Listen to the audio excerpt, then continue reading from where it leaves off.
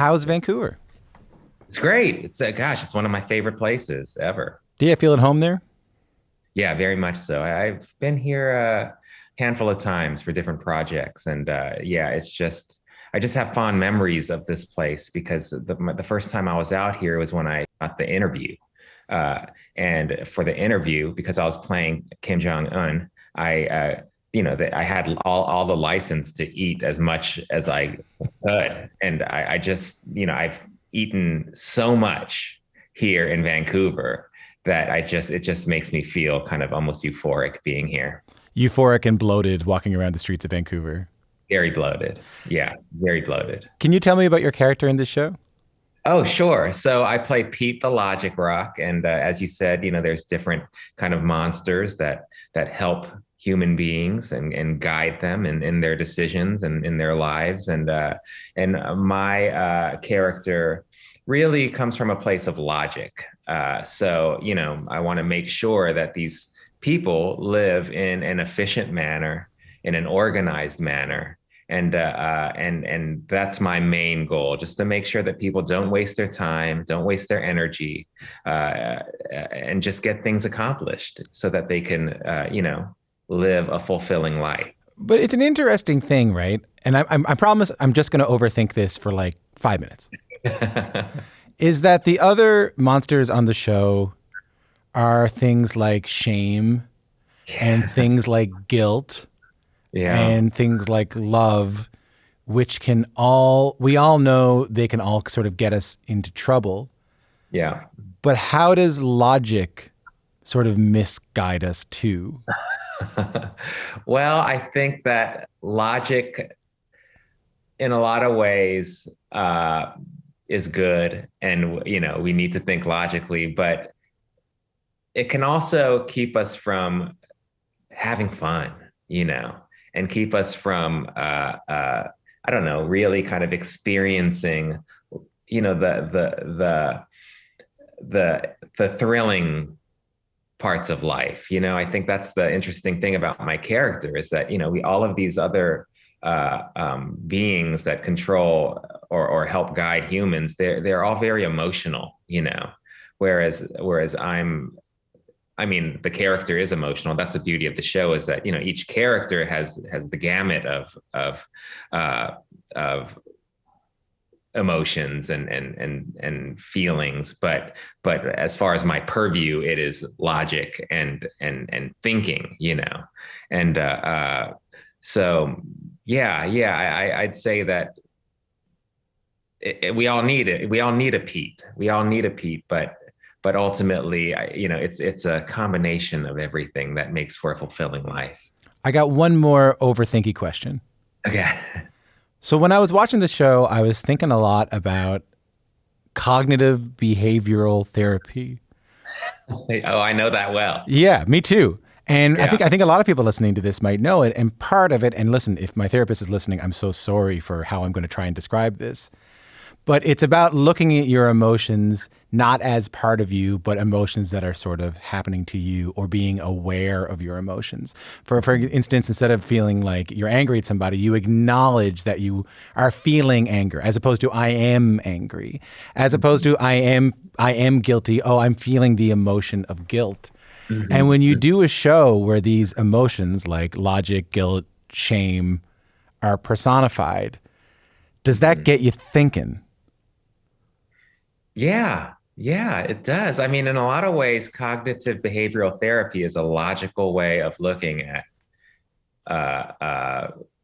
these feelings that are very or can be interpreted as quite illogical, and standing back and looking at the reasons why these things are happening, and as opposed to just being in it. I think that's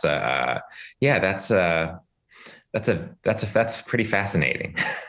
And it must make you think about that, like your own relationship with your emotions working on a show like this. Yeah, for sure. I mean, also like wondering why I got cast as this character. What about me like made them think that I'd be right to play a logic rock. And while doing it, I, came to the realization, gosh, I am a lot like Pete. I think I do kind of tend to lean on my logical side more. And, Pete is just like hyper, just to an absurd degree organized, and I mean, I'm not like that, but I definitely am like a pretty organized person. What do you mean? Like, what are you like?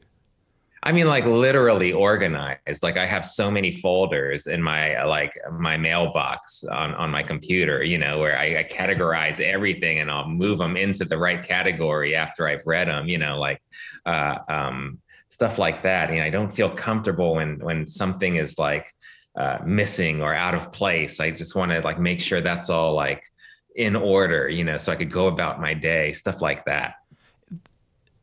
I mean, I hear what you're saying, but knowing, like, doing the research I did for this interview, I see one sort of divot from that, which is that you're an actor at all.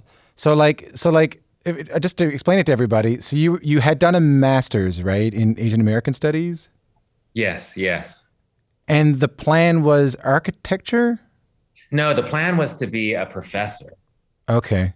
Plan was to be a professor, and midway through my master's program, I was like, I don't think I want to be a professor. And the whole time I was doing comedy, just kind of on the side for fun, just as a hobby. And then eventually, I decided to pursue a career in the arts, and that was so hard that I thought, okay, I'm going to quit and pursue architecture. Oh, okay. Yeah, because I always loved drawing, and the thought of like, creating, designing things was something that I thought, oh, that's a good like route for me. But then, I had to take these prerequisite classes at a community college just to apply to these architecture programs. And I was just too dumb, at that point. At that point, I was a great student in growing up and in college, but it's just so much time had passed up until that point that I just didn't retain a single thing. I mean, that answers my next question was, were you too dumb? So now we know the answer to that. Yeah. But no, but what I mean to say is that making the decision to go be an actor at all is not something that a logical person does, with all respect, Yeah, for sure. But I really thought it out, and I thought, gosh, I weighed the pros and cons, and I thought, gosh, I know it's going to be hard. I know most likely I'm not going to thrive. I'm not going to be a star, but there's a chance that I could be a working actor and scrape a living, and in the process do what I love and what makes me happy. And would I rather have that, or would I rather keep working these jobs where I can make money but just on the daily not be so happy? And I really thought about it, and I thought, I'd rather be poor and doing something fulfilling than be, not rich, but then to make a living and to every day be kind of like, I'm still dreaming of being an actor and a comedian. Okay, so this show is a workplace comedy. Like it's set for all my overthinking about emotions. It's a workplace comedy. Okay, yeah. So you do have some office job experience. Oh yeah. I've worked in numerous offices, and for a good period after I graduated from that master's program, I worked as a graphic designer for like a production designer for kind of these throwaway weekly newspapers in LA, and that was my job. How was that? It was a weird job.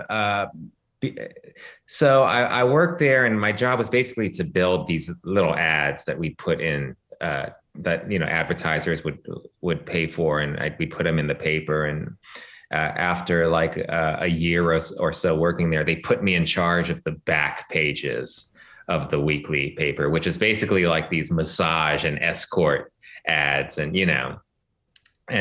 so my job was to build these like ads with these women, and a lot of them were stock photos. I felt bad for these like stock photo models.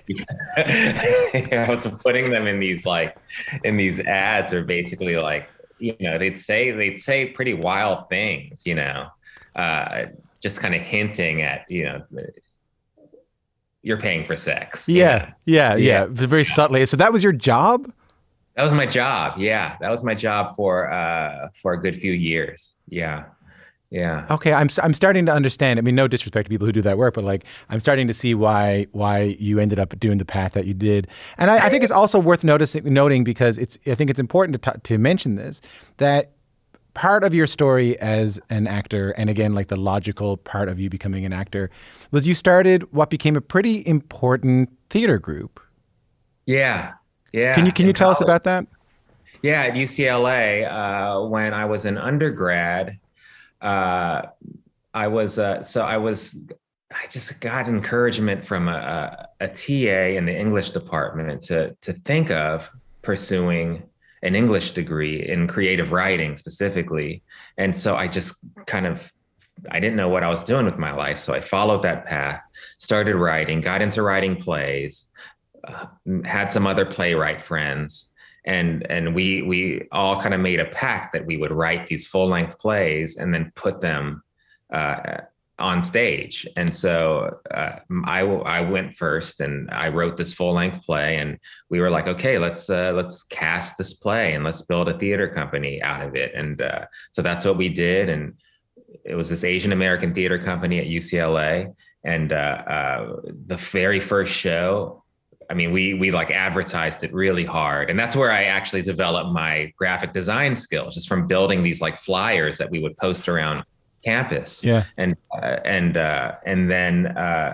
then the shows were like packed, and that kind of planted the seed, for me to, I mean, I wasn't thinking of myself as an actor at the time. I thought of myself as a writer at the time, but there were these small roles that needed to be filled. And, I was like, okay, I'll do that. So I was on stage and getting laughs, and I was like, oh my gosh, this is amazing. And that kind of planted the seed, not just for me, but for a lot of folks who are doing pretty damn well in the industry right now. I mean, yeah, I mean, I hear about it all the time. This theater group that you started, like, had a lot of people able to see themselves in theater for the first time, gave them roles where they didn't think they would ever have them before. I mean, that's so meaningful. What is it like then when how do I put this now? You have so much like creative freedom, and you're taking ownership of your own stories, and you're telling your own stories, and you have all this beautiful stuff, and which is outside of like Hollywood. And then you're like, all right, well, I'm going to be an actor. I'm going to go do this. And then you actually just have to do a bunch of auditions where there's not a lot of like creative freedom. There's not a lot of telling your own stories. How was that transition? It was a real letdown, man. Oh, yeah. Yeah, I mean, in a lot of ways, because I was so used to, and not just in that college theater company, but after we graduated, we formed another like kind of adult theater company, and we do shows around town and book theaters and just do runs of these plays that we would write. And it was so thrilling, and I got to play everything. I got to play not just like the hero, which was great to play, but I got to play the villains. I got to play I was the sidekick. I was the funny neighbor, but I was also like, I just got to play everything. And then when I decided, okay, I'm going to pursue this professionally, especially at that time, it was very, very, the opportunities were limited, but also the range of the types of things that I got to audition for were very limited. And it felt like, gosh, this is not what it was, in that theater company, but it's also like a way to make a good living. And maybe I could keep doing the theater company on the side and keep doing these and try to book these commercials, and book these like one line co-stars on these shows. And yeah, but I knew at that point, I knew what I was in for, because again, it was like, I had made the decision that this was a life that I wanted to pursue. So when does it change? Like, when do you start going like, oh my God, I'm starting to get some real roles here. I'm no longer just doing, friend or. Yeah. I think I mean, it was a slow, gradual change. Yeah. I wouldn't say there was like one thing that like changed it altogether. But as far as my first like really kind of like really like meaty role that I could really dig into, I mean, it's probably The Interview, where it was a lead character in a movie. And that was like, oh my God, it was such a crazy thing for me, because it was a lead character, but it was also like Kim Jong-un, like I was like, this is so strange that my first lead role is this real life dictator. But then also it's like also the way that movie, all the things that happen. There's hacking of the studios, and Seth Rogen's who made the film is getting, death threats and. Yeah. And I was like, this is my first lead role, and this all makes sense because that's just my life, and I'm just going to roll with it. Well, it's a really beautiful show, Human Resources. I think we only have about a minute left. I do want to play you something. I think you might know what I'm going to play you, but something from, that first like one line in a show period of your life. But I have one specific question about it. Yep. So I'm talking about a role you had on the American version of The Office, a really brief cameo on the show. Just take a listen to this. Who are you? Who am I? I'm Jim. We've been working together for 12 years. Weird joke, Dwight. You're not Jim. Jim's not Asian. You seriously never noticed? Hey, hats off to you for not seeing race. You don't work here. You're not Jim. So that's Randall Park he gets called everything from like Asian Jim to other Jim, and he shows up as sort of this elaborate prank on Dwight in the show. Here's my question about it.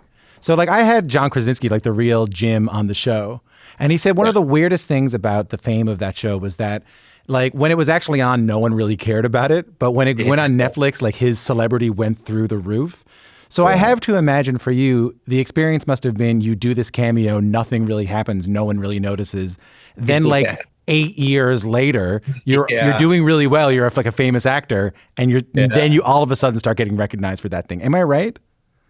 Pretty much. Yeah. I mean, I did it, and, it was my favorite show ever. And I was so excited just to come on and do that little pop, one scene at the beginning of the show. And it was great fun, and it came out, and I was like, oh, that's great. But it was, towards the latter season. So I was like, oh, it's at least I got in, and then, and then I kind of just didn't think about it. I was just kind of kept grinding away, And then it just blew up on the internet, that one clip. And to this day, I'd say that that's the one thing that people bring up the most, like when they come up to me. And it's pretty crazy, because it was just one scene, on this great show that came out ages ago. But it's just, you never can plan. There is no logic, going back to that, to how these things. Beautiful tying the ribbon there. Incredible stuff. There is no logic to how these things work out. You just kind of gotta go with it and try to have as much fun as possible.